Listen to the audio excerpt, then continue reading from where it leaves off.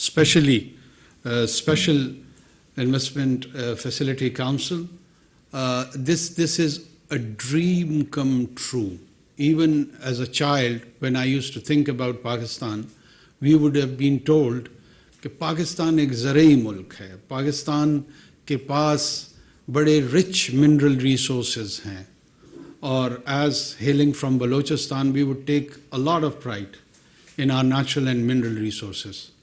But we never knew that what those mineral resources were. But a day has arrived when, thank God, with the support of all the institutions in which Pakistan military is in lead, with its ablest leadership, to support, facilitate, encourage, and realize this old national dream. मेरा अपना view ये है कि it is not an idea or a dream of an institution. An institution may be in the lead role, but it is collectively owned by around 2,500 million people of this country.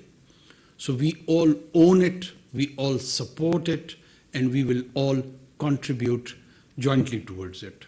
Dusra, I know it's a polarized society, and in this polarized environment, we would try to differentiate between politics and law. There is a rule of law and there is a rule of order. We would ensure that rule of order is not compromised in any way. Rule of order would ensure and lead us towards the rule of law. If there is chaos, if there is anarchy, no governance system, no secular system, no religious theocratic system, whatever the people of a concerned territory wish to live with it, you can't have that. So we know the sanctity of the order. That would be kept at any cost. Pakistan is owned and shared by all ethnicities, by all creed, by all religious backgrounds. Quaid-e-Azam Muhammad Ali Jinnah, his famous speech of 11th August was a projection for the idea of a citizenry where no identity-based rights would be prescribed.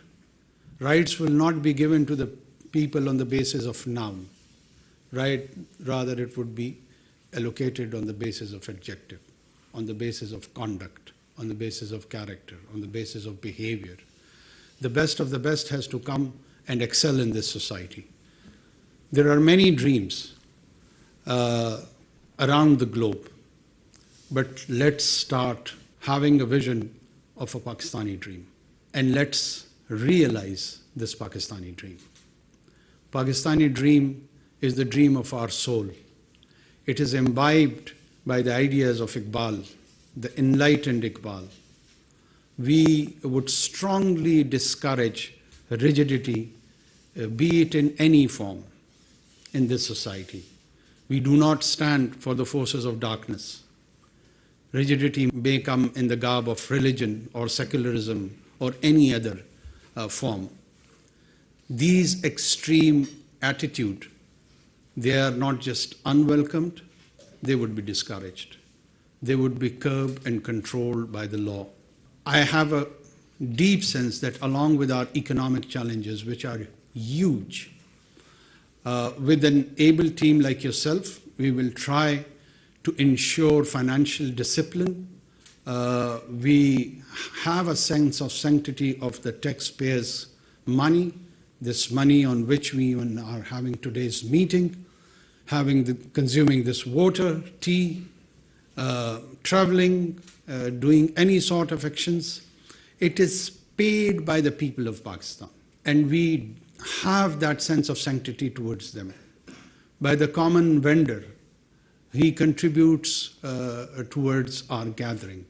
By a shopkeeper, by a civil servant, by a teacher, by a lawyer, they all contribute towards us so that we can deliver for them the social services. We can provide that secure environment for them. So that utmost duty, inshallah, maybe it is for a month, 2, 3, I don't know, or 3.5, whatever the allocated time is, we will demonstrate not through our words, but through our actions. The minorities, inshallah, will stay protected in this country. There may be an attempt to harm them from a section of marginalized and peripheral group of people, but that would be responded sternly and strictly by the state and society both. Pakistani state and society does not align and identify with such elements. They may be from us, but they are divorced from us. They are divorced from our identity process. We do not identify with them. We want to keep ourselves distant to them. One of the main idea of Muhammad Sallallahu Alaihi Wasallam's message, with all the monotheist tradition, with all the Abrahamic tradition, was, and will remain the idea of dami or zami or minority. They always envisioned that there would be a situation where your community probably would be in majority. So when you are in a majority, the minority has to be protected, not on the basis that they would convert to your worldview, not on the basis that they have to have the same kind of world outlook. They can differ with you, but the basic human dignity, the security, their provision and sustenance has to be ensured by this divinely inspired idea. And Pakistan, alhamdulillah, was created on those tayyaba and noble principles. Pakistan is the product of noble idea. Pakistan is a romance. And let's start realizing that romance with today's first cabinet meeting. I'm sure you would be given some task, and I expect that within 3 to 4 days, with all the inline departments, we will be having briefings, and with Godspeed, we will start, inshallah, to deliver. Last but not the least, we have seen some sabotage activities on May 9th.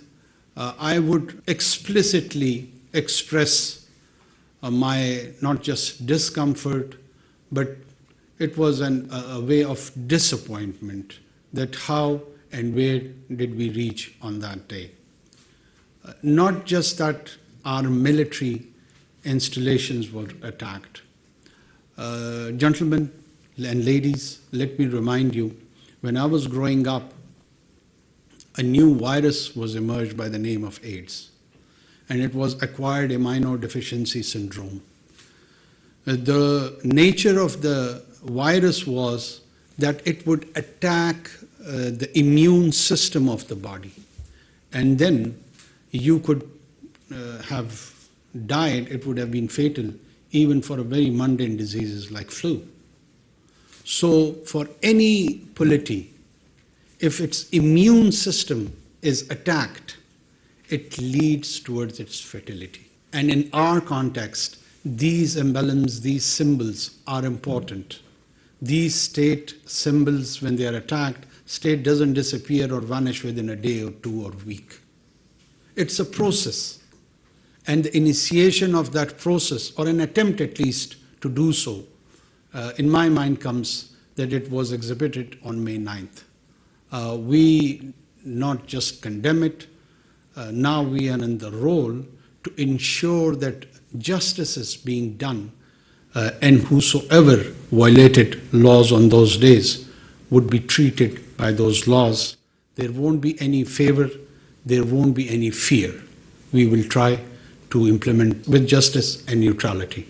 Our core issue, Kashmir, cannot be ignored, as it does not lie in our memory or in mind. It lies in our soul. And body can transform, soul can't. So for us, Kashmir is eternal. Thank you so much.